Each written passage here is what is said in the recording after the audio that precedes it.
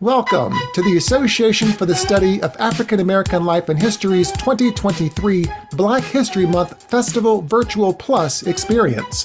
This afternoon, we present our program, Poetry, Fighting with Words, Then and Now, featuring our host and moderator, Dr. Judy Moore-Latta from Howard University, and our distinguished panelists, including Dr. Tony Medina, also from Howard University, Dr. Shauna M. Morgan from the University of Kentucky, and Frank X. Walker, also representing the University of Kentucky. Our program will be getting underway in a matter of moments, but first, the leadership team of ASALH would like to acknowledge our members, supporters, and our sponsors, without whom these and all of our programs would not be possible. And please be sure to go to our website for a complete list of programs that will be available all month long right here on ASALH TV. We will begin today's program with the singing of the Negro National Anthem, Lift Every Voice and Sing, as performed by the 105 Voices of History under the direction of Roland M. Carter.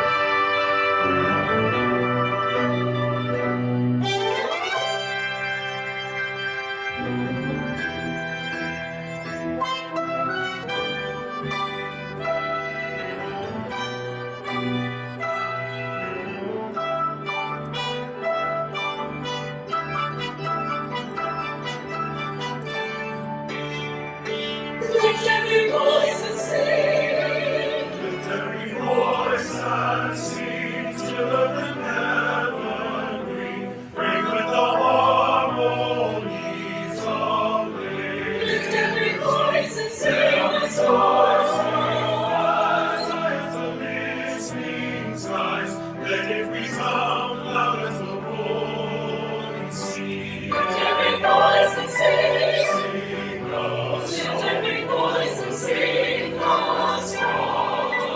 Sing a song. Lift every voice and sing a song. Facing the rising sun. Oh, new day begun. Let us march on. Let us march on to victory.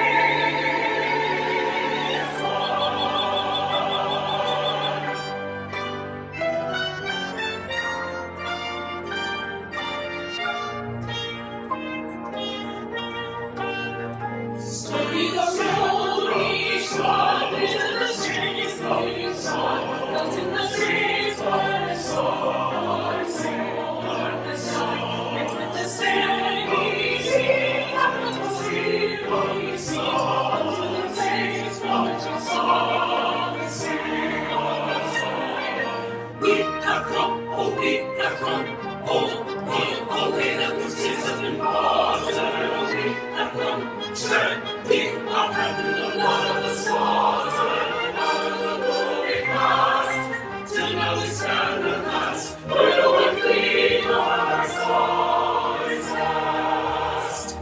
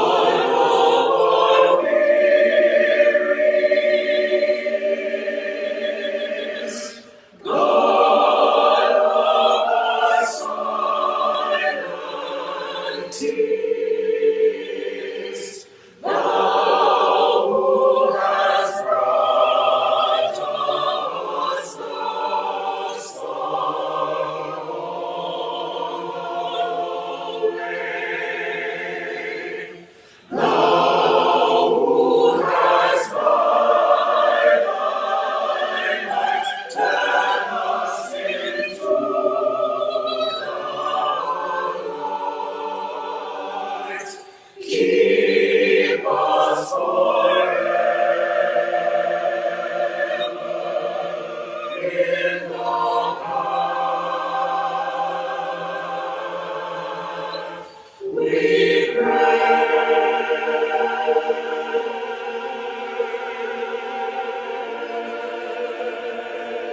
Yes, our feet straight from the bases already led me. Yes, our hearts drunk with the wine of the world before me. Shadow beneath my eyes, may we forever stand. True to our God, true to our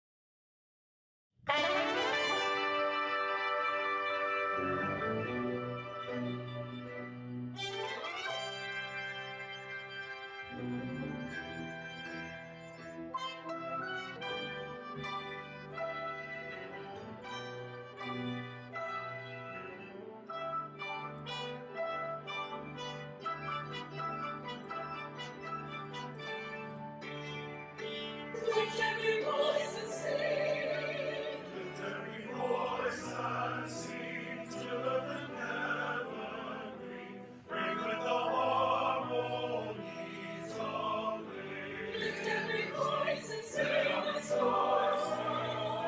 As the listening skies, let it resound loud as the rolling sea. Lift every voice and sing. And now, your host and moderator for today's program, Dr. Judy Moore-Latta. Thank you, thank you, thank you. Lift every voice and sing. You know, it's appropriate that a poem written 123 years ago has inspired us for generations. James Weldon Johnson, my fellow Floridian, wrote that, and his brother J. Rosamond Johnson set it to music. Hello, I'm Judy Moore-Latta, Professor Emerita, Howard University. Thank you, Asala, for assembling this amazing, amazing festival. And thank you all for being here. Welcome to Asala Black History event, Poetry, Fighting with Words, Then and Now. And we hope today you will be encouraged, or you'll come away having a new appreciation for the words you speak and the ones you hear. You know, I call myself one of the grits, girls raised in the South. And even though I've traveled throughout the country and internationally and been a producer and reporter at media networks and stations and worked in communications for nearly 50 years and taught at Howard University for 35 years, it's what I learned from my roots growing up in the segregated South in Tallahassee, Florida, on the campus of Florida A&M University. It's what I learned there about words that really grounded me and gave me an appreciation and respect for them. On this day, I'll introduce you in just a few minutes to an extraordinary panel of poet scholars, artists, who are connected with their communities and their roots, and who know the history of our journey, and who are pushing to reinforce our humanity. And so today, they'll share poems and we'll engage in a very rigorous roundtable discussion about where we've been, where we are, where we're going. And you'll have a chance also to participate as you participate with the Asala TV chat and Q&A. So if you have comments, you can put them in the chat. If you have questions, you can put them in the Q&A. But first, I'd like to share one of my original poems that will help to provide an overview for us. When I learned that Asala was, that the theme was resistance, I immediately thought of a couple of things. I said, when people think about Black resistance, is that a narrow definition or is it a broad one? And what really has been the role of poetry in what we consider resistance? And what difference has it made anyway? Well, with the help of a few of my friends, producer Tina Mansley and actor Gillian Macklin and researcher Rocky Jones, here's a part of how I grappled with those questions. So before our discussion today, I'd like to offer an historic overview, if you will, via this brief video. So I want you to watch More Than Resistance.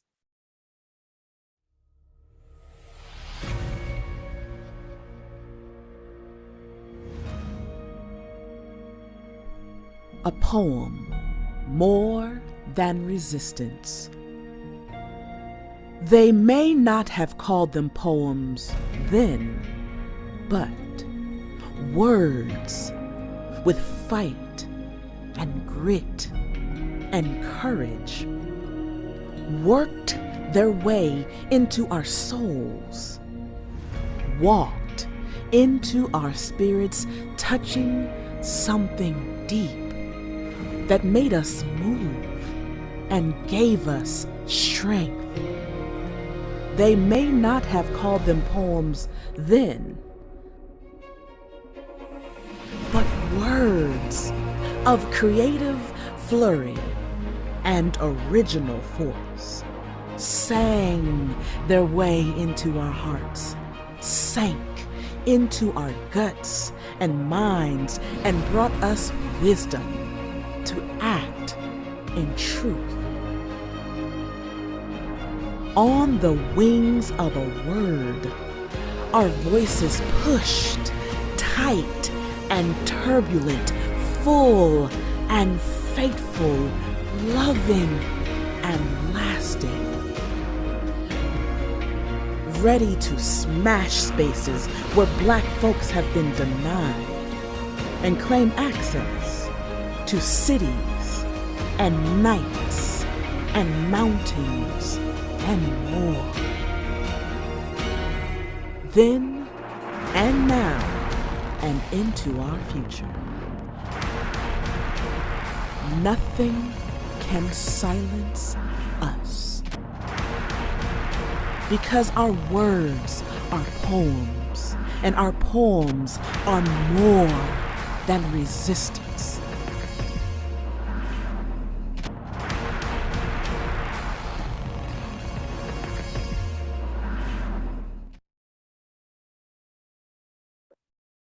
Our words are poems, and our poems are more than resistance. I'd like to introduce you now to our amazing, prolific participants who will be in dialogue and in discussion. And in alphabetical order, let me introduce them. First, Dr. Tony Medina. We call him Medina. Poet, scholar, political satirist, author of some 21 books for adults and children, born in the South Bronx, graduate of Baruch College and later State University of New York, Binghamton, where he earned the master's and PhD degrees. He's recipient of numerous awards, including the Patterson Prize for Books for Young People, the Langston Hughes Society Award, and the African Voices Literary Award. Medina now teaches at Howard University, where he was named the first professor of creative writing. He's joined by Dr. Shauna M. Morgan. Shauna, poet, scholar, who is the author of The Penetrating Fear of Dogs and Other Animals. Her incredibly fascinating work is deeply engaged with the traditions of global Black art and culture, and she's currently working on a manuscript, The Life Thing in Us, Decoloniality and the Aesthetics of Liberation in Contemporary Black Poetry. Her critical writing and her poetry have been published in multiple journals, and she's been recognized widely for her enduring love for the diaspora, and especially for her home, Jamaica. Dr. Morgan Shauna is Associate Professor of Writing and Africana Literature at the University of Kentucky, where she also serves as the very dynamic Director of Equity and Inclusion in the Center for the Enhancement of Learning and Teaching. And our third panelist is Professor Frank X. Walker. Frank, native of Danville, Kentucky, multidisciplinary artist, I might tell you, the first African-American writer to be named Kentucky Poet Laureate. Frank has published 11 collections of poetry, including Turn Me Loose, the Unghosting of Medgar Evers, which was awarded an NAACP Image Award for Poetry, and the Black Caucus American Library Association Honor Award for Poetry, among so many other awards. He's adapted some of his poetry for the stage, and as a musician and visual artist and spoken word artist, he was voted one of the most creative professors in the South. Frank coined the term Afrolatia, and you'll hear more about that. And he co-founded the Afrolation Poets, who are proud to say that some of the bluegrass is Black. He's founding editor of Pluck, the Journal of Afrolation Arts and Culture, and Frank is professor of English and African American and Africana Studies, as well as director of the MFA in Creative Writing program at the University of Kentucky in Lexington. Welcome to all of you, welcome. So good to see you. Thank you, Dr. Judy Mulata. Great to be here. It is wonderful to see you. By way of introduction, I'm going to ask you to do what you do, to just do a poem that speaks to what we are talking about. Medina? Thank you. I'll open. I was really inspired by your video, your poem, and I like to see that my work as a writer is sandwiched between what James Baldwin insists that a writer should be, should do, which is to bear witness, and also Ishmael Reed, who says writing is fighting. And with that, I want to start with this opening piece that is in two movements, one a short one and then a little longer. The first one is called Cannibals on U Street and is reminiscent of what happened with the brother in Memphis, Tennessee, who was brutalized by the police, Tyree Nichols. And the second one is about what happened to our brother in Baltimore, Freddie Gray.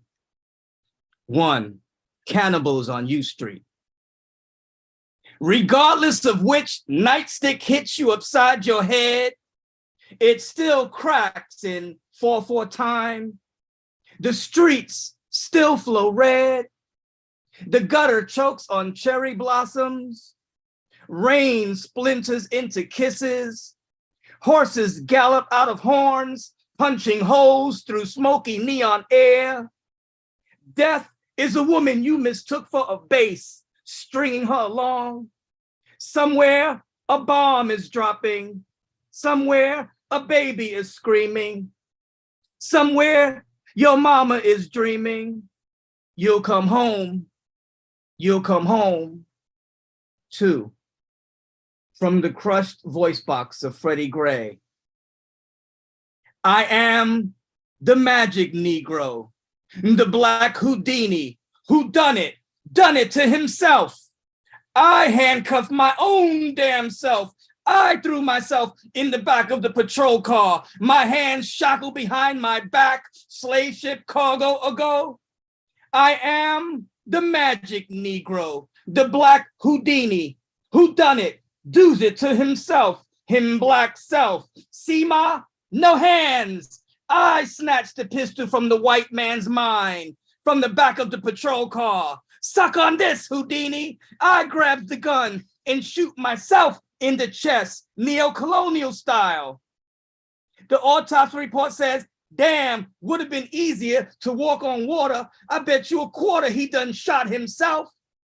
I am the magic Negro, spineless. I broke my own spine after hog-tying myself into a pretzel. Even Houdini, who done it with envy, only to turn myself into a human pinball, rallying around the steel gullet of a Negro pickup truck, once reserved for newly arrived potato famine, New York Irish drunks down on their luck. Me, moi, it is I who was Othello. Oh, hell no, yes, me, the magic Negro, the black Houdini, who done it, does it all the time to himself, his own damned self. And it is my pleasure to introduce to you my former colleague at Howard University, the poet and scholar, Dr. Shauna Morgan. Thank you so much, Medina, and thank you for those powerful, powerful, moving poems. I appreciate the echoes of our dear Amiri Baraka in there. Thank you so much. I'm so glad to be here. Thank you to Dr. Lada, to Asala, and to all who have joined us. I'm going to share one poem. And I am sort of moving from something I once heard John Bracey say, and this was at a Furious Flower Poetry Convention. I think it was 2014. And he said, we look inside for ourselves. This is resume names. We gave them resume names. I had a different list and lingered on every letter, enunciating and singing each syllable, whispering at first, then shouting them, laughing them out, feeling the way they vibrated on my tongue and blew from my lips. Then I read each meaning, searched for a root, something free, anchored only by legacy and heritage, black and brown names, scented by bisap and masala, flavors to anoint tiny feet and wrinkled heads of dark hair, bundles wrapped in batik and kanga, mouths rooting at my breasts. I wanted names as dark as my areola and the insides of my mother's thighs, strong as an umbilical tug, sharp as the contractions that drew them out, determined as my will, more unyielding even than his last word. Thank you. I am pleased to welcome Professor Frank X. Walker, the inimitable historical poet. Wow, you guys have set a really high bar this morning, afternoon, whichever it is in between. I'm going to share a poem that is, it's a mashup between Kentucky state song, My Old Kentucky Home, and a almost ubiquitous slave ad that can be traced to Lexington, Kentucky. And in Kentucky, when people hear the song, they either stand up and sing along and then cry at the end, or they don't get up at all. I'm part of that crowd who refuses to stand for the song. So this is called Why I Don't Stand. Oh, the sun shines bright on my old Kentucky home. $100 to $1,250 for Negroes. This summer, the darkies are gay. The undersigned wishes to purchase a large lot of Negroes. Well, corn tops ripe for the New Orleans market and the meadows in the bloom. I will pay $1,200 to $1,250 for #1 young men and $850 to $1,000 for #1 young women, while the birds make music all the day. In fact, I will pay more for likely Negroes. Weep no more, my lady. Oh, weep no more today than any trader in Kentucky. we sing one song. My office is adjoining the Broadway Hotel for my old Kentucky home. On Broadway, Lexington, Kentucky, for my old Kentucky home, far away, where I or my agent can always be found. Thank you. Back to you, Judy. Wow. That's all I can say. Wow. Oh, amazing. Listen, you all are touching on some important things about the sacred life of Black people. And so I'm just wondering if you can, how do you, I can tell you, I'm just kind of floored by these poems, even though I've seen and read the poems in places that I have your work here, and it's just incredible, it's wonderful. But hearing you do it, I wonder if you could just say a word about why that, what is the resistance there for you? How do you see resistance in your work? Woo. I mean, just to go first, I was thinking about this when I was taking a shower this morning. And the thing is that I think as early as I could possibly think, I was writing poems that way. I mean, my first poems, of course, were, you know, about love and all that stuff and loneliness and despair. But as I got more into like reading people like James Baldwin as a teenager, and he taught me how to literally write sentences. And I got, as I developed and started reading more broadly and widely, I just had a lot to say. And I come from, you know, I come from the so-called hood. I come from the projects. I come from the South Bronx. And so we face racism, classism, all the isms you could think about on a daily basis.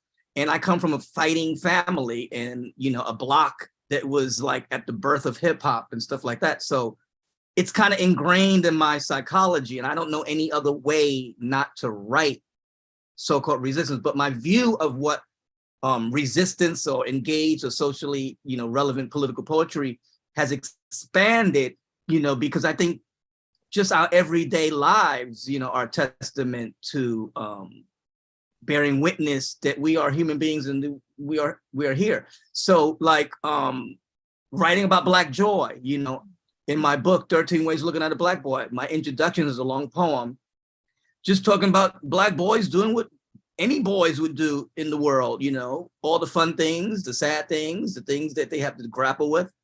And so all of that falls under the umbrella. It just so happens that we are, as, you know, poets, as artists of color, saddled with the responsibility to, you know, bear witness and to speak out and to use our words to fight. I mean, if there were no Langston Hugheses or Zora Neale Hurstons, you know, we wouldn't be here. So by virtue of us being here, we are sparking off another generation to come with our words and our art.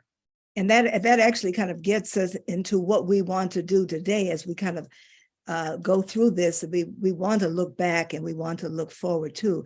I'm wondering, Shauna, what about you in terms of resistance? Sure.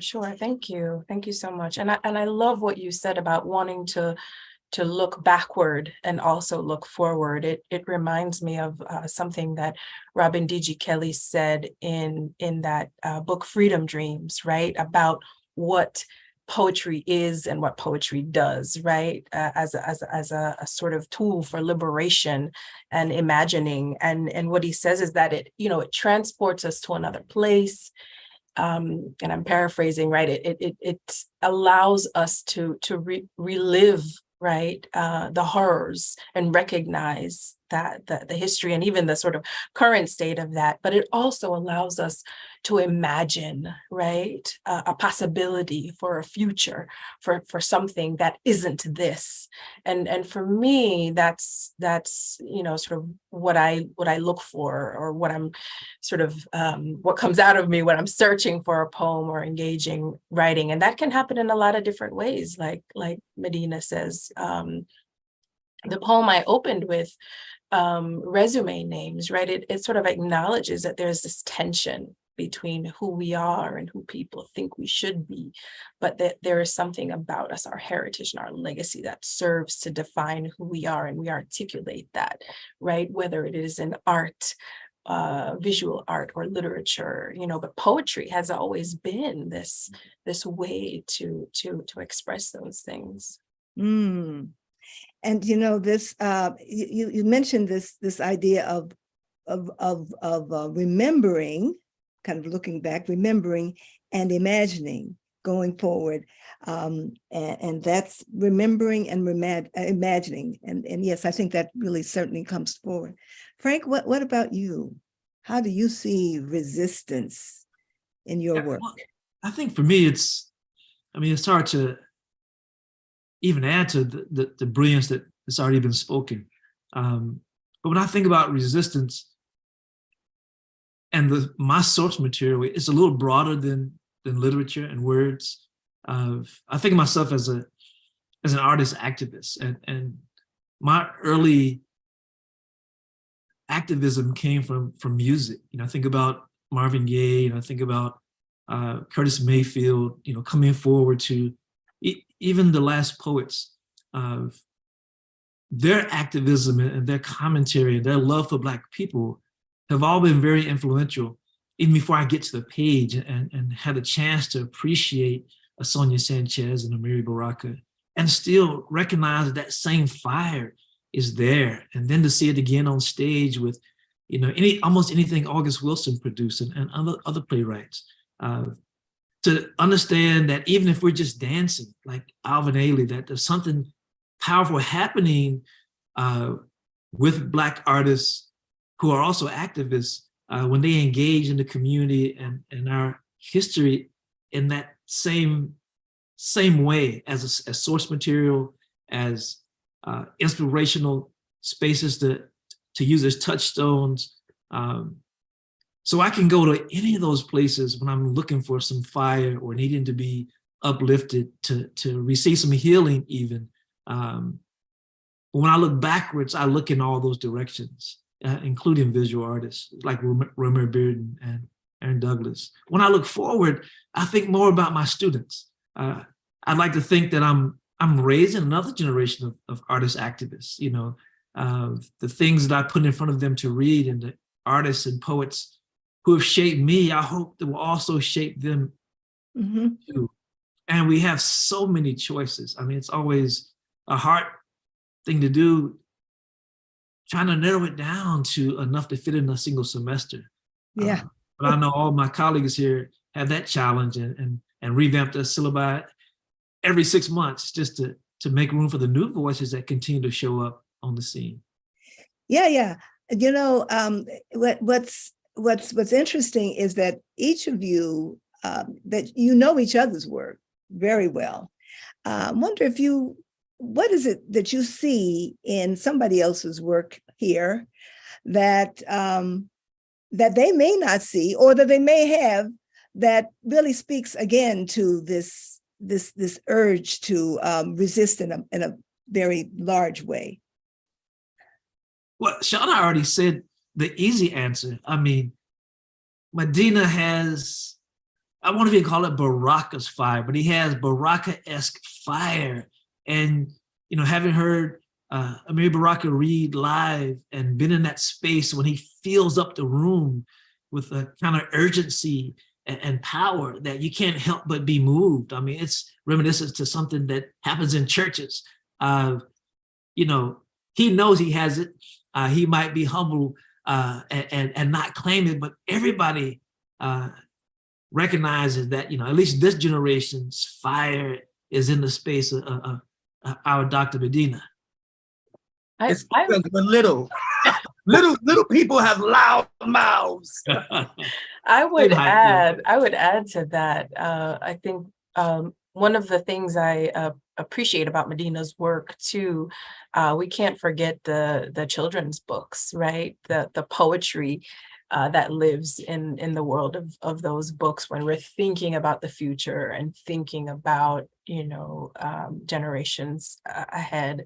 And I think that One of the unique things that I see in those books is just the way that they will engage a young person, right? Not just with the story, but with the sort of aesthetics of the poetry that come through in those children's books. Lindina, could you say something about the children's books and that audience, especially when we talk about this? I'll say something first about Frank and Shauna. You know, they remind me of Larry Neal. Larry Neal had this saying, you know, visions of a liberated future, right? And that became a book, a posthumous book that came out about him, Visions of a Liberated Future, which is basically what you were getting at, Judy, early on. And Frank has this great dedication and sweep of excavating stuff from history and letting us see it in such a different way, and re-engaging these moments that are really, you know, important to our elevation, you know. So he's doing this archival, historian type work with the poetry. In Shauna, I admire her attention to the details that you find in people that are grounded in roots, you know, like in the Caribbean culture. But what I most admire is that they have a broad range of aesthetics, and you could see it reflected in their various poems. So they're not just one note poets, you know? So that's who I gravitate towards, poets that have a wide range of aesthetics, or like Gordon Park said, a choice of weapons. In terms of my children's books, I think all of my children's books are really literally political. It's, you know, I was inspired kind of like by Langston, you know, because I always admired how Langston was able to do, he has a foot in both worlds, you know, him and Anna Bontemps, and of course with the work with Du Bois and Jesse Fawcett with Brownies and all that great children's literature at the time that was very needed and necessary, because the depiction of Black children was just diabolical, you know, in this country, and detrimental to our psychology. So they were the first to publish somebody like Langston. And Langston was always trying to do something with regard to children. Him and Bontemps conspired on many, many manuscripts, a lot of which got rejected or whatever, but they were way ahead of the curve. So I felt like I wanted to reach a younger audience. And I got kind of tired of my peers in New York who just wanted to be on the stage, you know? And I said, I need to talk to the younger generation. And I just love the fact that children's books, you have this portable, you know, art gallery of text and imagery merged together. And I wanted to do that. Yeah. So my first book is called Days on Days, which is about a kid from the projects like myself, who you only see like middle class kids usually in these stories. I didn't see any kids from the projects. I wanted to put him on the map and have him talk about his life, you know, Deshaun Days, the life of this kid named Deshaun. And I actually ran into some Deshaun's in my journeys. So this oh, go ahead, Shauna. I was just going to say, and you're in the tradition, right? Think about the amount of children's books that Lucille Clifton had, for example, and Frank's new children's book, A is for Appalachia, you know, is coming out, and so y'all are in the tradition of poets, Black poets, you know, writers who are moving across genre, you know, across medium even. Yes, and we're gonna get to those who are moving across, and I hope that we'll engage some more with that. But I want to kind of pick up on what you just said, Shauna, and ask Frank about not only this new book, but this whole coining of this thing. Sounds like it's more it's a cultural reality that is just amazing. And I wonder if you could talk about that and how you came to it, Afrolatia. Am I saying it right? It depends what side of the mountain you're on. We say Appalachia back home. Appalachia. So if you're on my side of the mountain, it's Afrolatia, but if Okay, interesting. Okay, go ahead. Yeah, I think the shortest version of it, without taking too much time, is that what Appalachia does is make room for people of color who live in the same space. Back in the early 90s, the dictionary itself defined Appalachians as white residents of the mountainous regions of Appalachia, exclusively white residents. And the question I asked myself was, well, what does that make everybody else who lives in the same space? How could you make this delineation and leave out people? So the word Appalachia is intended to be inclusive and to take care of everybody else left out of that original definition. And for us, it challenges mass media's notions of who lives in Appalachia, of a area of the country that crosses 13 states, includes the cities of Birmingham and Pittsburgh, which immediately lets you know that it can be an all-white space, because if you know anything about Birmingham and Pittsburgh, you know August Wilson, you know at least a 16th Street bombing, those 4 little girls.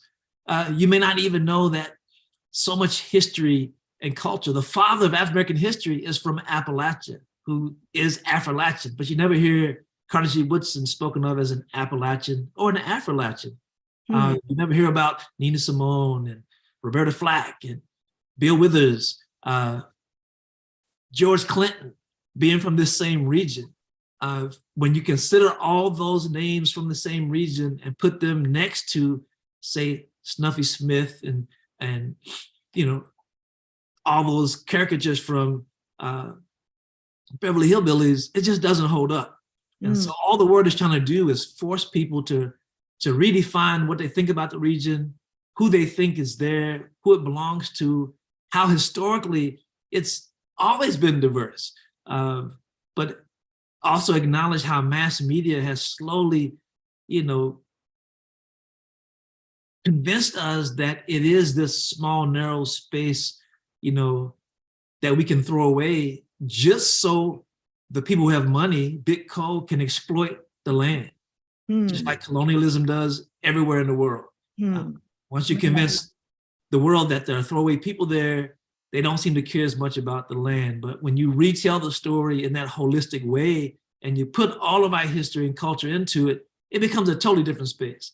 And that's all the word is trying to do. We have a group of writers called the Appalachian Poets who've been active for over 30 years, have been trying to tell that story, making the invisible visible, to unmute muted voices. And our commitment to the region is also a commitment to Black people and the land. And we claim it, we say it loud and proud, and we're, I think that we'll go to our graves doing the same thing. The bluegrass is also Black. Some of the bluegrass is Black. Okay, wonderful.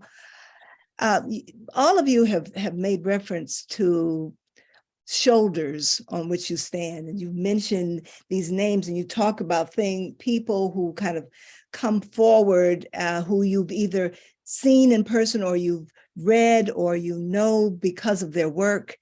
I'm wondering if you can, as we broaden this out and look beyond that, if you can say some names that have to be said in this space. Now, having said that, let me just say, it's going to take 2 hours to say the names, everybody.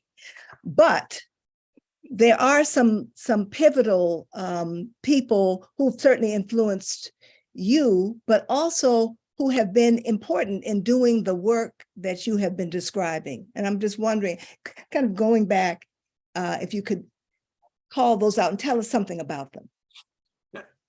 Let me jump in first. I'm going to say 2 organizational names that covers like 100 different names at the same time. I'm going to say Furious Flower and Joanne Gavin, Dr. Gavin, and Toy and Cornelius at Cave Canem. If we know those institutions, by default, we get hundreds of amazing poets of color who are important and of every age. So I want to put those out there in lieu of any individual names. Thank you. I guess I'll just share two folks who who are like a daily meditation for me. One being June Jordan and Lucille Clifton.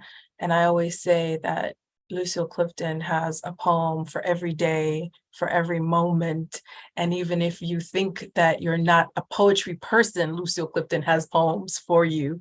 And, everything about her work in the way that, she has this poem, it's just a few lines. Africa, home, oh home, the soul of your variety, all of my bones remember. And in just those few lines, she encapsulates so much, everything about who we are, our memory, our future, the variety. I mean, and so I would say, Lucille Clifton really is for me just a foundational figure. Mm-hmm. I'll take it. I don't know. I've just been fortunate enough to, how they say you should never, you should never meet your heroes. Well, I'm glad I met my heroes. I'll just say off the bat, I'll just roll off a couple of names that I had who personally helped me or inspired me. Dr. Eleanor Traylor at Howard University, who brought me here. This is like my 20th year.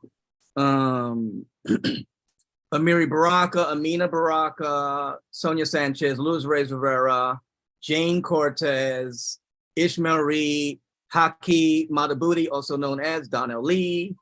I would say Sam Anderson. I would say, who am I leaving out? Ishmael Reed, just right off the bat. I could just be here naming names endlessly. Mm-hmm. But yeah. So and those are all powerful names. I'm wondering if you can tell us, and they will claim, one of the things that they say about their own work is that they stand on shoulders. And I'm just wondering, because sometimes we forget that this whole tradition is not a new tradition in the past 20, 30, 40 years. But that tradition is one that goes back so much further. It goes back further than the 20th century, than the 19th century, than the 18th century. And Shauna, I wonder if you could kind of help us with that. Sure. I mean, if you think of written poetry, right? We're speaking of written poetry because, of course, we acknowledge that Black poetry in song and in so many ways has, existed for ages. But in this, what we consider the United States, North America. Now you can go back to Lucy Terry, right? Phyllis Wheatley, Jupiter Hammond, right? So you go back to the 18th century, the 17th and 18th century, right? To see early works. But again, there is a long tradition. And I think that the names that we call now, right, that Medina calls, that, I have, and Frank, those names also recognize the tradition. And one of the interesting things is that you can find in the works of Lucille Clifton, right, references to the tradition, right? And so I think that, it's really important to recognize that we are not disconnected, right? Yeah. Audre Lorde, Lucille Clifton, June Jordan, and Tasaki Shange. And Alice Walker, I was devouring these writers. Toni Morrison, I was devouring their works as I was just teaching myself how to write. Teaching yourself how to write. Yeah. How did you do that? And then one time Amiri gave a reading at, this was downtown in the Village, I think.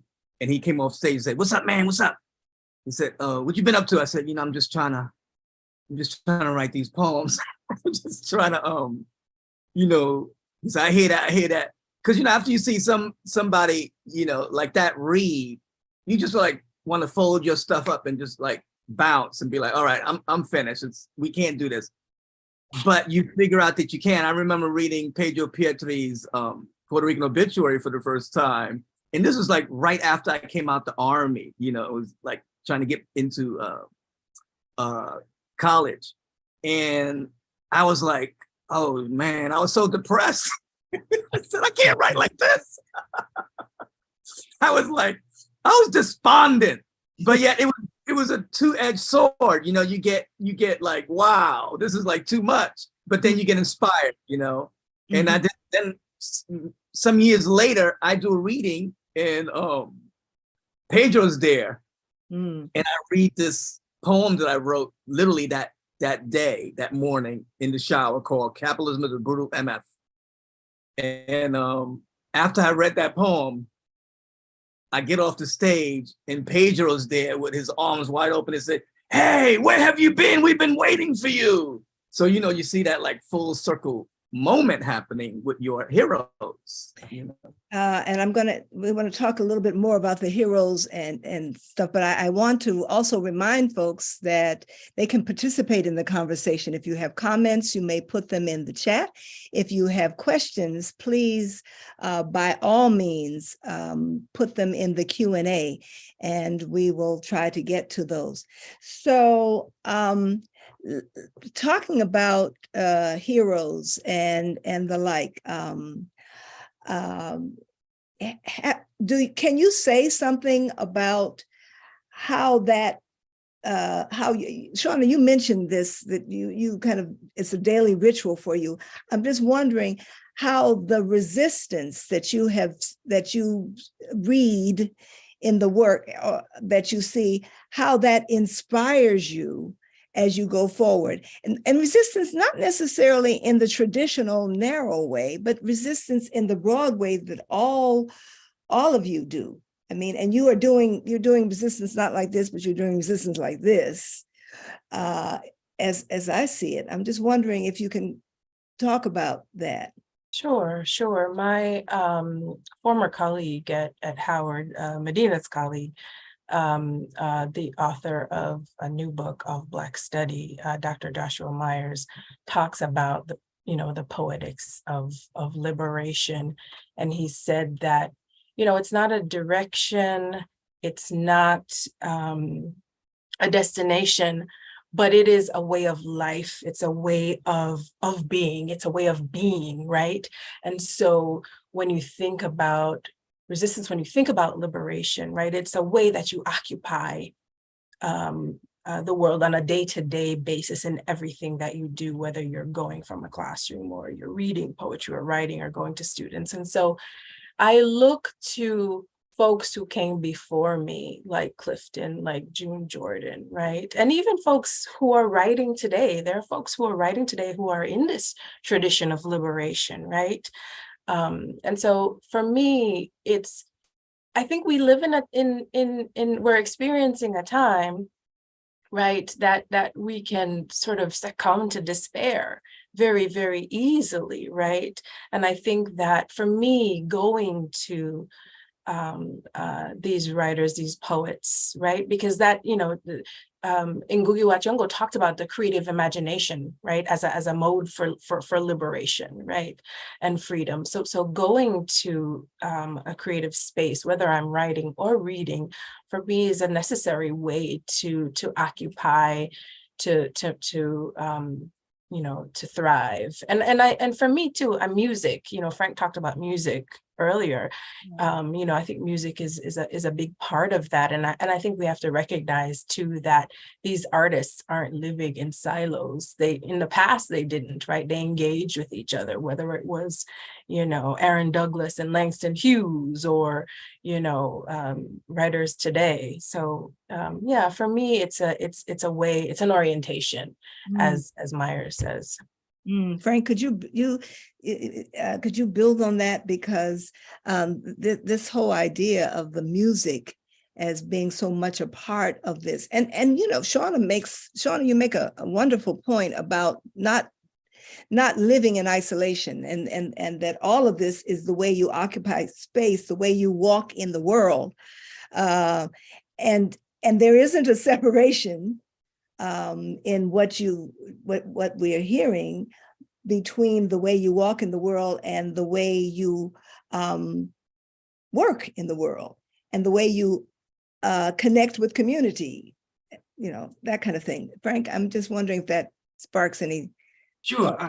Absolutely. I mean, it makes me think immediately about when I look at the word community, when those Black artists and activists across all genres, you know, are working and living in a healthy community, it gets a name. I mean, look at the Harlem Renaissance, you know, look at the Black arts movement.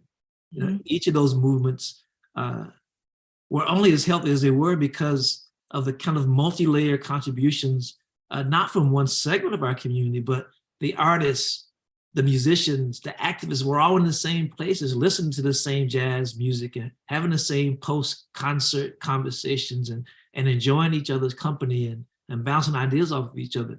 At some point in the future, you know, what we're living in now is going to get a name. I think there's so much activity happening nationally for Black artists, particularly Black poets that I'm familiar with, that sometimes I feel like we're in some, I don't know if it's the middle, the beginning, the end of another kind of renaissance. But I think if you consider community in its grander scale, you know, Shauna can best speak to this, you know, and it's the thing I wanted to say about her work when we first opened is that, you know, her work makes me think about who we are in the diaspora, that we are not, you know, we're not just writing poems about Kentucky, you know, that, you know, there are reflections of us everywhere in the world, you know, everywhere there's something happening that's exciting, we're proud of it. Look what hip hop has become. It's a global stage now. And it started in the South Bronx, and now it belongs to the world. And I think all of our highest art forms from multiple generations, you know, the names I would have added would have started with, you know, Paul Laurence Dunbar and come forward to a Margaret Walker and include Gwendolyn Brooks. I mean, those multi-generational important names to me that are still so important that I return to them regularly. You know, even in my own writing today, I'm looking at Paul Laurence Dunbar. I'm looking at what Gwendolyn Brooks has done. I'm looking at Margaret Walker, you know, for my people. I'm still trying to write my own For My People poem because she did it so well. She did it so lovingly. And it was such an inclusive, broad-minded understanding of who we are as Black people and how to best use our most creative selves to be part of our growth and legacy and survival. Yeah, I'm gonna, we want to just kind of start preparing to kind of hear some more from you individually in terms of your work, but I would, Frank, in your work, you've talked about the new Zoras and the new Langstons, those who are coming. I wonder if you could each say a quick word about who some of those are and where they are. They're everywhere. They're in our classrooms. They're always in our classrooms, and they're busboys and poets. I mean, I don't think there's a place in the world where these new voices don't exist. You know, I think the reason these amazing voices show up at inaugurations is because you can almost throw a rock anywhere in the world to hit a poet. You know, not that there are too many of us, but the ones that are actually saying something in the space with all this new media that gives it kind of an immediacy and availability to the world has really changed the game, I think. And I think that there are emerging and established contemporary writers who, you know, aren't on television or there's no camera before them, but they're doing some really, you know, amazing things. Right now I'm reading Alexis Pauline Gumbs, brilliant. I am getting ready to pick up Enzo Surin's American Scapegoat. You know, there are so many writers. To mention, but it's easier for poets to get published these days, and you can publish yourself directly on social media, which is really inspiring. Absolutely. Well, this certainly speaks to this continuum that exists and that is continuing to extend. And so I think one way of kind of pulling all this together is for us to hear some more from you. So I'm going to invite you each to just kind of share some things in terms of your work and what we've been talking about, or however you'd like to do it, for just a brief time, just a brief time. And then we'll go from there, but we want to hear from each one of you. We're going to start, Medina, with you, then we'll go to Shauna, and then we'll go to Frank. And then, of course, I invite our listeners and our viewers to put questions in the Q&A. Okay, thank you. Medina, it's all yours. All righty. Well, I am going to read two pieces to close out. The first piece I wrote while we were in the grips of two pandemics, one that was set upon us about 3.5 years ago, the coronavirus, and one that's been ongoing since, I guess, the advent of slavery in this country, police brutality. And, we were in the middle of the marches taking place after George Floyd was killed, and also trying to live under lockdown while Trump was still in office, being a menace. This is called In Venice, Dolphins Swim the Canals, because while the world was on lockdown, nature was getting a respite from our nastiness, let's say, right? So the canals of Venice were so clear that you could see dolphins swimming. In Venice, dolphins swim the canals as LA skies are crystal ball clear, predicting the coming of the cicadas. In DC's cherry blossoms opening early, like parasol debutante umbrellas. The streets are empty. Everyone is sheltered in as a virus rages like Ralph Ellison, invisible to the naked eye, while a naked ape, an orange idiot, Sans the Savant, is babbling about it being a hoax, it's all a hoax, telling us from the White House, don't believe your lying eyes, as refrigerated trucks in Brooklyn stockpile bodies in freezers like popsicles. This Agent Orange menace is a virus unto himself, as racism is, as stupidity is. In a country where Confederate statues are more visible than common sense, a virus named after cheap piss water beer, this menace, China, as if repulsed by his wife's vagina. At a press conference, he bogarts the mic from the experts who know more about science than he knows about stealing, telling us hydroxychloroquine malaria pills are good as Tic Tacs at fighting bad breath. He should know. And if that doesn't work, you could spray down your tongue with Lysol or belt back some Clorox to crank your box. In Venice, dolphins swim the canals free of debris, while here Black joggers are hunted by fathers and sons in a rite of passage Jim Crow outdoor trailer trash parlor game, as Amy or Karen or Becky with the bad brains scream hysterically into cell phones at 911 operators in their worst Stanislavski method acting like the Black birder is a mockingbird, while an essential worker EMT cannot get any PPE. Instead, she got 8 bullets into her bone-tired sleeping body in a 21-gun salute to T.S. Eliot with a side of side eye, because May is the cruelest month, especially during a lockdown where racism and hate are never quarantined, yet a Black man remains a stepping stool for a white man's knee, who drummed out Colin Kaepernick as if a flag takes precedence over a Black life.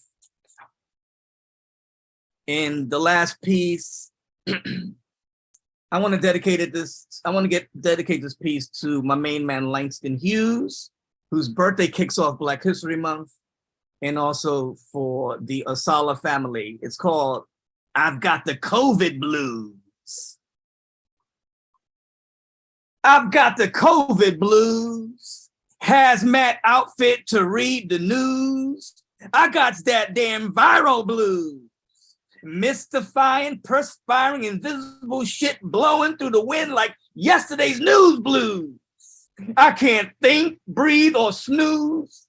I got the rumble, rumble, chest rattly bubble gut blues. I've been sanitized, ostracized, hydrogen peroxide, cleaner than hospital sheet blues. My tears are sterilized.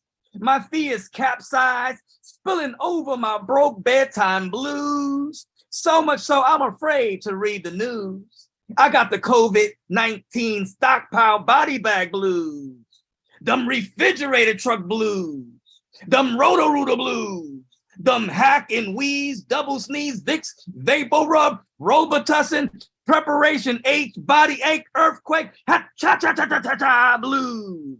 I've got them we wear the mask blues, them hand sanitizer, hydroxychloroquine booze blues, them broke heel hole in the soul blues, squeaky wheel lungs like shredded wheat blues. I got them locked down, shut down, god awful blues, them loveless, touchless, cold sheet blues. I got it real bad, them blues.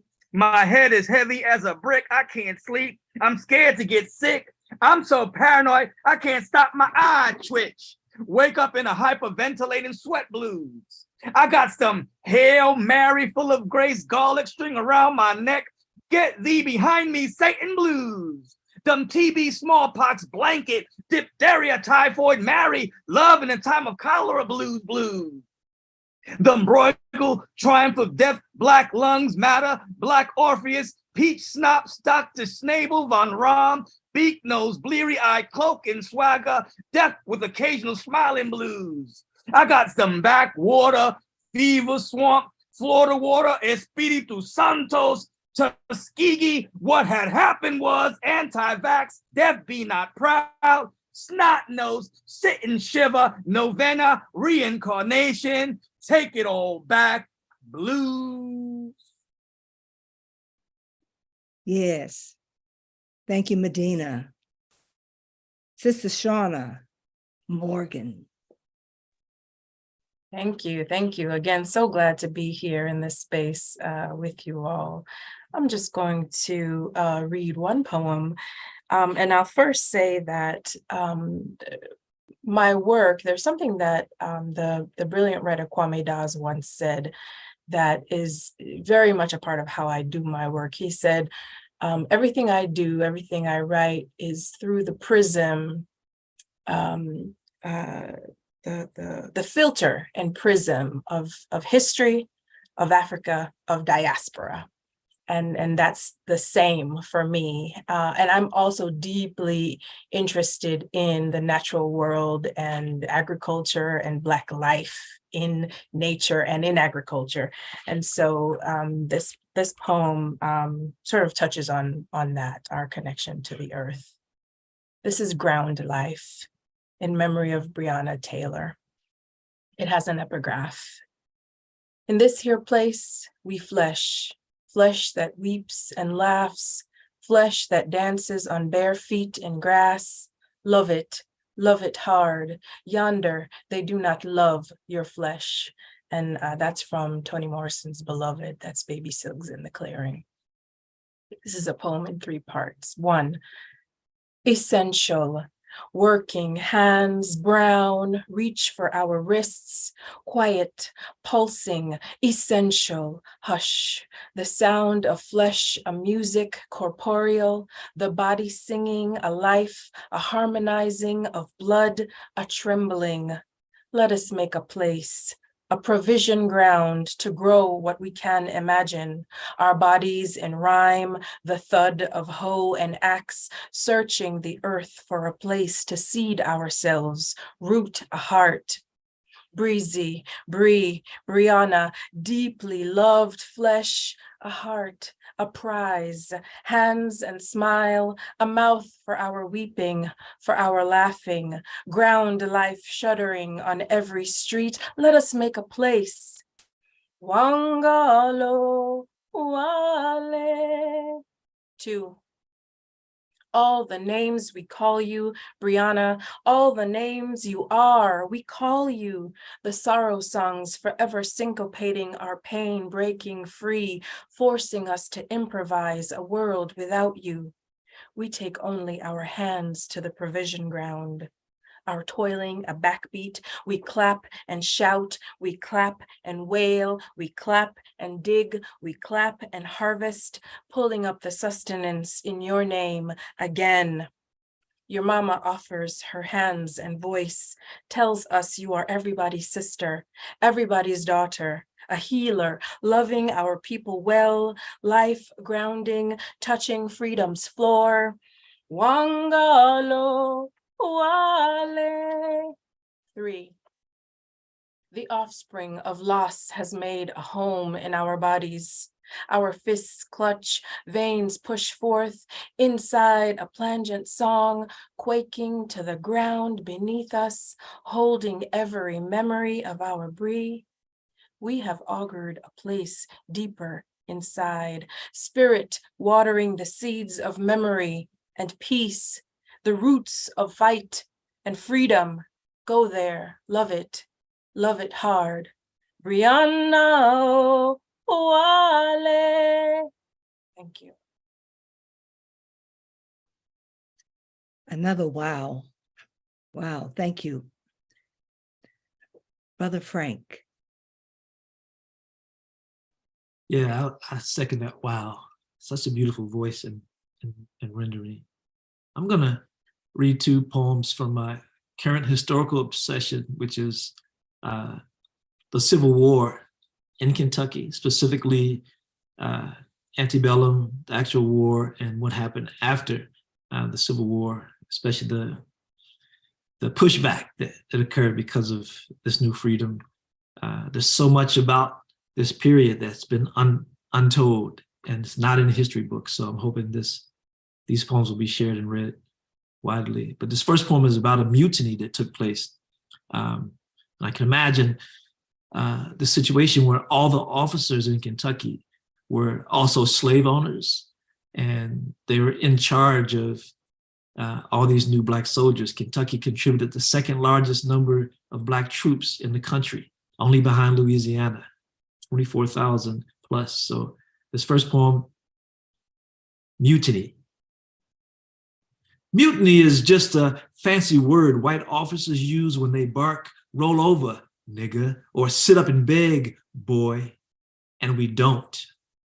They've been the master them whole lives and believe obey come natural to colored men. But some of us was already free. Some of us could already spell our own name. And some of us just have a hard time being talked down at, like we dirt under somebody else's boot. Most colored men done mutinied with our eyes and in our hearts so many times since we joined this fight for freedom. It's a wonder our blues ain't dark gray. We sleep with death every night, knowing Johnny Reb gonna kill us if they catch us in these colors, whether we lay down our arms or not. Rolling our eyes, sucking our teeth, and not biting our tongues is just fleas on a rabid dog, not the giant head foaming at the mouth, and certainly not the fangs. The second one I'll share is Kentucky related. We all know the amazing Paul Laurence Dunbar, but most people don't know that Paul Laurence Dunbar's father was enslaved in Kentucky and escaped and ended up joining the Union Army. So I want to read a poem that folds in Paul Laurence Dunbar's mother, Matilda Dunbar. So this is called A Golden Shovel for Matilda Dunbar. And the poem you probably won't hear that is raised up as in tribute is one of Dunbar's own poems. And you know, if you look at the golden shovel and look down the right side, it says, "We were the mask that grins and lies. It hides our cheeks and shades our eyes." That's in the poem, but you won't hear that. This is Golden Shovel for Matilda Dunbar in the voice of Paul Laurence Dunbar. I wish, but I can't say there was ever such thing as a we. I know Papa wore a soldier's uniform longer than he would wear the mantle of husband or father? Who could know which of the horrors, slavery in Kentucky or war, would break him, make him mask himself, refuse the generosity and love you had to offer, that you poured generously onto me? A childhood filled with grins was part of my reward, though marked with his absence and his unkindness towards you. He left me with only the half lies about his exploits during battle. When he recalled and told it, he tried to disguise all the pain, sorrow, and grief that hides beneath even the most musical of tongues, deep up under our laughter. You always wanted to see joy in my eyes and cheeks, or a book in my hand. You smiled at my fatherless dreams and reminded me to listen to how the music in his stories shades and protects and spreads joy on its listeners, always making our sad father, our gallant colored soldier, more heroic in my eyes. Thank you. Back to you, Judy. Yeah, you're capturing some amazing kinds of things. Amazing. So if all of you could just come back on for just a second. You know, as you were reading and as you were sharing, I actually kind of got a few messages and things, and people were kind of responding in some very rooted ways. I do want to acknowledge that there is a class listening to you, a music class at Florida A&M University. The Professor Daryl Tooks is, actually he says that his class in Afro-American music was actually just closing out, but I had gotten a couple of comments from them and from others too. I wonder, because sometimes people think poets are just an exclusive group. But one of the things that's very clear from everything that you've said and everything that you've written and done is that you are in community. And I'm wondering if you can say something to those who are listening about being in community and being connected with others in terms of how then you express yourself. And kind of helping to dismiss this notion that poetry for Black people has always been something exclusive. Yeah, I mean, I think that there are innumerable examples, right? From, Medina's mentor, Baraka, when you think about Baraka and music, to, June Jordan, who was literally with community of people, right, doing things. And I would say that, there is, first of all, poetry in everything, right? In the okra that filled up my backyard last summer, in the memories that come out of that, out of me tilling the earth and reaching back from my ancestors, right? And the history that's also tied to that. And so I guess I'm sharing that to say that, this, again, there is a thread of connection. There is a tradition, right? And a lineage that's connected. And so if, when I am writing, I'm listening to Liz Wright or Sarah Elizabeth Charles or Robert Glasper or Miles or Charlie Parker or whoever. I mean, there's a connection there. There's a tradition of people interacting with each other and sharing work. And we rest very much on that, right? Whether you're a historian or, a poet or a musician. And it's just a matter of finding it, reaching it, right? Seeing the connections there. When my Aunt Josie passed, on my way over there to the Bronx, to where the wake was, I came late because my car broke down because, some craziness happened on the highway. And so when I got there, it was the end of the wake. and the entire parking lot was packed with people. 90% of which were from the projects, the Rosnick housing projects. And I was like, man, what the hell? You would think that she was like a big time celebrity or something, right? But that was the where I come from, you know, how people are so dedicated to one another. And when you grow up in that environment, you know, you grow up in, you're surrounded by stories in the kitchen, right? You're surrounded by, you know, having to do the dozens and use words to fight, right? So that's all ingrained in us from the beginning. And of course, like Frank pointed out, the music is always there pumping. So it's in the family, it's in the neighborhood, it's in everything that you do. And from my aunt to, you know, who was just a regular everyday person that lived in the projects and stuff, and all these people showed up for her. Mm. I mean, that just shows you that, you know, it doesn't matter how many degrees you get and whatever, you are who you are and where you come from, always. And you should never forget that. We have a number of questions that we're not going to be able to get to, but I do want to just ask you, there is one question that came from Effie Smith Macklin, and she asks, is there a particular time of day or night that you find better for creating and writing your poetry? Yeah, I'll try to answer that as briefly as possible. I think it depends on, most poets I know, their regular life sometimes comes in conflict when they're most creative. I'm a morning person. I wake up in the morning with stuff already rushing to get to the page. But after 10 o'clock at night, I'm useless. I could barely read a poem after 10 o'clock at night because my brain is so full and cluttered by that point in the day. But yes, absolutely. For me, morning is the best time because it's quieter. I've had a chance to rest my brain and my body and my mind. And usually, if I'm lucky, I've also had a chance to dream about some things and to work out some stuff in my subconscious that may have puzzled me the day before. All that stuff collectively gives me the best potential harvest when I try to go to the page. Okay, anyone else? Shauna?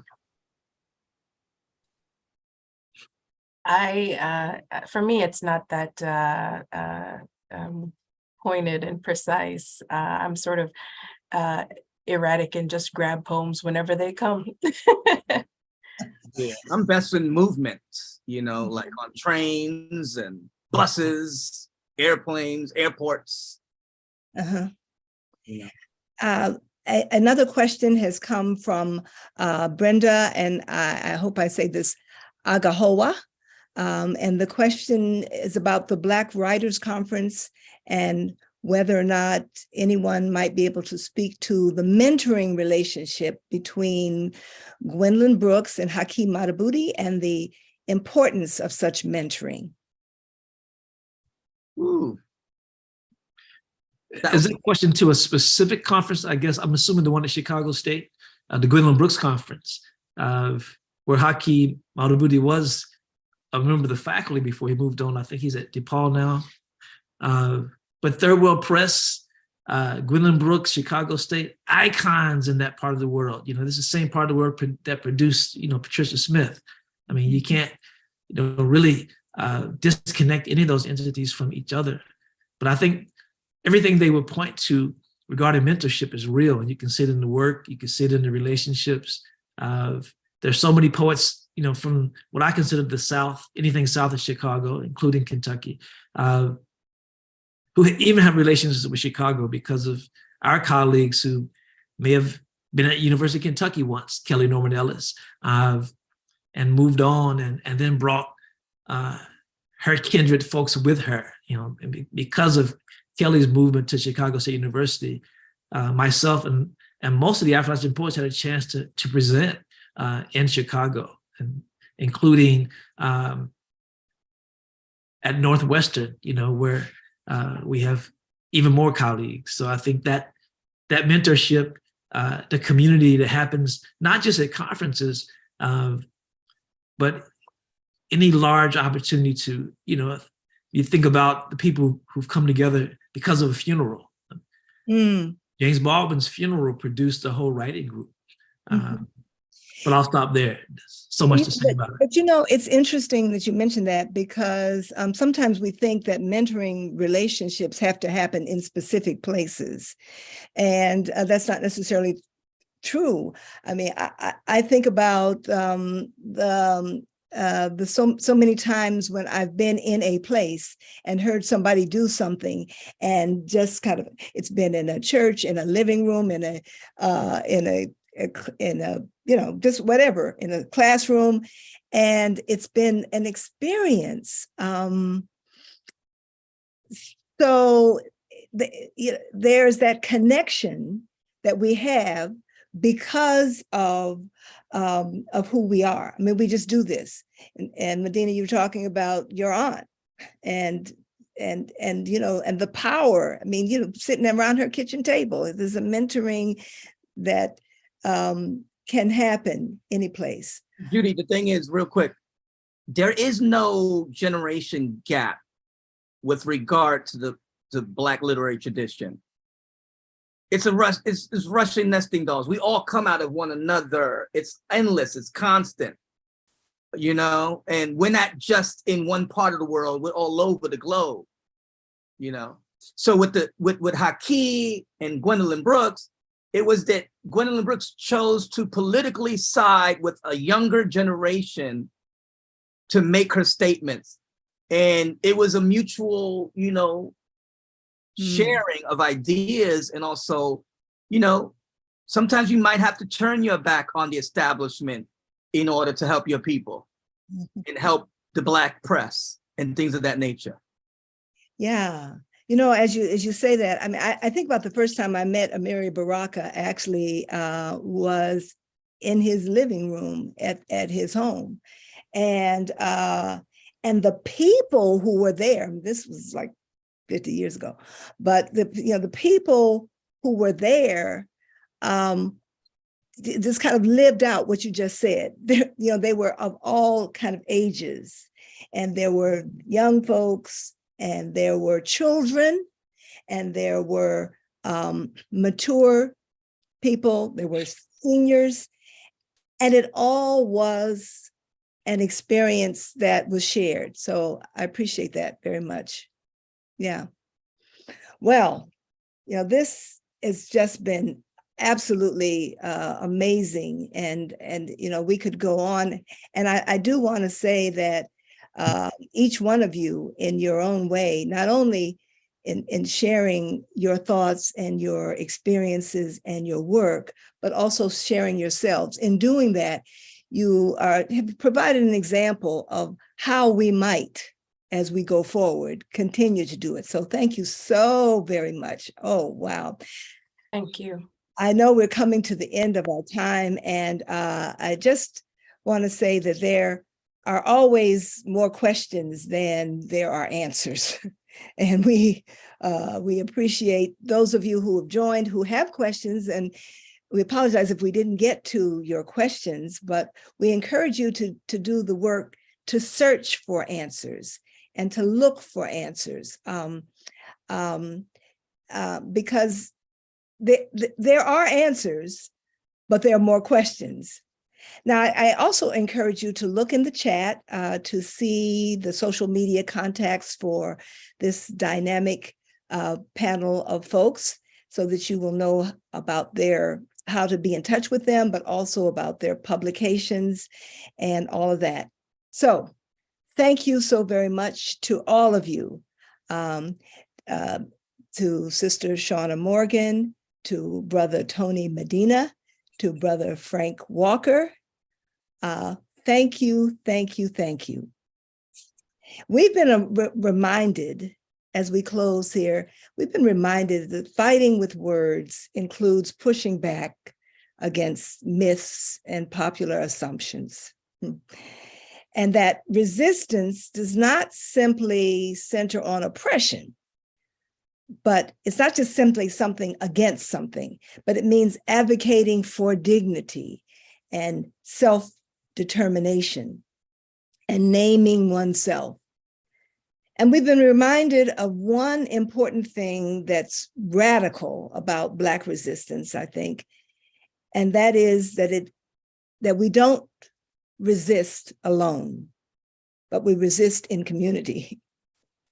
And we've also, during this time, been reminded of something else that's important about poetry and resistance, and that poetry has been, is, and promises to be an instrument, really, of the divine, grounded in the humane, but an instrument of the divine. And we've been reminded of so many other things, that poetry urges us to pass it on. So we want to thank again our poets, scholars who have pushed us to appreciate poetry in new ways and to understand the tradition, the very rich tradition. Again, Dr. Tony Medina, Dr. Shauna M. Morgan, Professor Frank X. Walker. Thank you, thank you, thank you. You have tingled our imaginations and taught us to think in some new ways, and we appreciate it. You've showed us that remembering is really the first step to resisting. So we appreciate that. And I don't know about you, those of you who are here as a part of the audience, but I don't know about you, but I am really glad to be surrounded by artists who help me recognize my own dignity. And so I appreciate that. Now, in closing, I'd just like to say that I do remember something. And this actually happened nearly 6 decades ago. My high school English teacher, Mrs. Dolores McGee, I remember so well. Mrs. McGee introduced me to Black poets. And one of the things that she said in her introduction to Black poets, she explained that their poems captured moments and places and hidden narratives and emotions and journeys and points of view. But the most important job of the poet, she said, was to find the sharp edge of truth. The sharp edge of truth that somebody wanted to tell, but few had the courage to say. And I've never forgotten that. That's what the poet does. Looks for the sharp edge of truth that somebody wants to say, but few have the courage to say aloud. The poet Amanda Gorman, many decades later, put it this way. And she says, "There is always light, if only we're brave enough to see it, if we're only brave enough to be it, if only we are brave enough to be it." Once again, I want to thank you all for joining us and for being here. I hope you've gotten some food for thought. And now, please listen to Poetry and Song, the musical rendition of Imagine, performed by the Prairie View A&M Chamber Singers. Thank you for joining us for our program, Poetry, Fighting with Words, Then and Now. Please be sure to join us for our upcoming programs that will be continuing throughout the month of February. On Wednesday, February the 15th, PBS Books presents its second Books Author Talk featuring New York Times reporter Jonathan Abrams in conversation with Angel Ito. This program will be going live from 8 o'clock p.m. Eastern on Asala TV. On Thursday, February 16th, Asala will present the Carter G. Woodson Home Grand Reopening Preview Program. This program will start at 6:30 p.m. Eastern on Asala TV.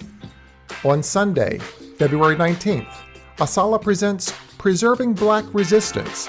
This program begins at 5 o'clock p.m. Eastern on Asala TV. And on Tuesday, February the 21st, Asala presents the 2023 Annual Book Prize event. This program will kick off at 6:30 p.m. Eastern on Asala TV. And don't miss the Black History Month marquee event on Wednesday, February 22nd, 2023, featuring the Secretary for the Smithsonian, Lonnie Bunch III. Access packages are $150 for gold access, $125 for silver access, and $65 for general access. Registration is required. Please go to our website at asalh.org for more information. And on Thursday, February the 23rd, ASALH presents Resistance and the Black Press. This event will start at 7 o'clock Eastern on ASALH TV.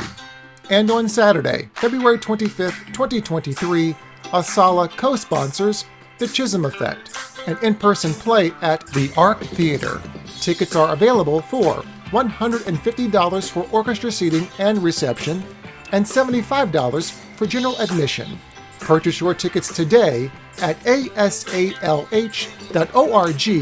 or by calling 202-238-5912. And on Monday, February 27th, ASALH presents the final installment of the virtual Arthur Book Talks, beginning at 6:30 p.m. Eastern on ASALH TV.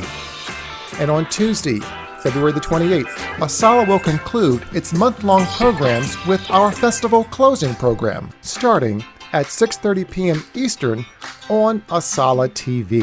We would also like to thank our sponsors who have made this festival possible with their generous support and financial contributions. First, we would like to thank our legacy sponsors and our History Maker sponsors, our preservation sponsors, and our media sponsors.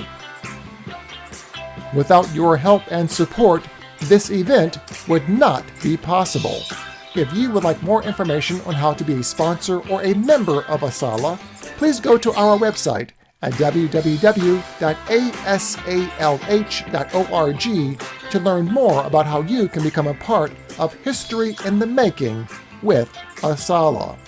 Or you can contact our offices at 202-238-5912. And don't forget to subscribe and hit the notifications bell for our YouTube channel, ASALH TV, so you can be alerted to all of our programming when we go live. You can also follow us on our social media platforms via Instagram, Twitter, and Facebook for the latest information pertaining to all of our virtual events for 2023. We look forward to seeing you at our next event right here on ASALH TV. And now, to close out our program, the Prairie View A&M University Choir performing a rendition of the John Lennon classic, Imagine.